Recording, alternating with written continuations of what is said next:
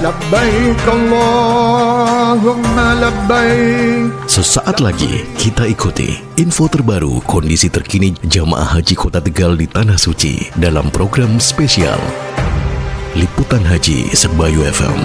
Labbaik Allahumma labbaik.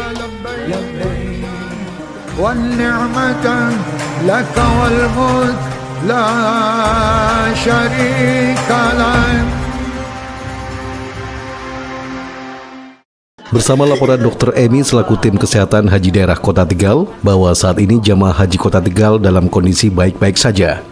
Meski demikian, keluhan yang kerap dialami jamaah kebanyakan adalah penyakit batuk pilek.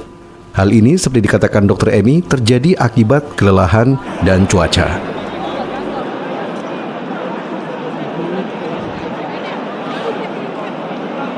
Kondisi demikian membuat stok obat-obatan khusus batuk pilek mengalami kekurangan. Namun jamaah Haji Kota Tegal membeli obat tersebut di apotik yang kebetulan dekat dengan lokasi aktivitas jamaah Haji Kota Tegal. Dan dikatakan Dr. Emi bahwa harga obat tersebut cukup terjangkau. Tim Sebayu FM melaporkan seperti report Dr. Emi tim kesehatan Haji Daerah Kota Tegal melalui WhatsApp Sebayu FM. Labbaik Allahumma labbaik. Terima kasih Anda telah ikuti Liputan Haji Sebayu FM.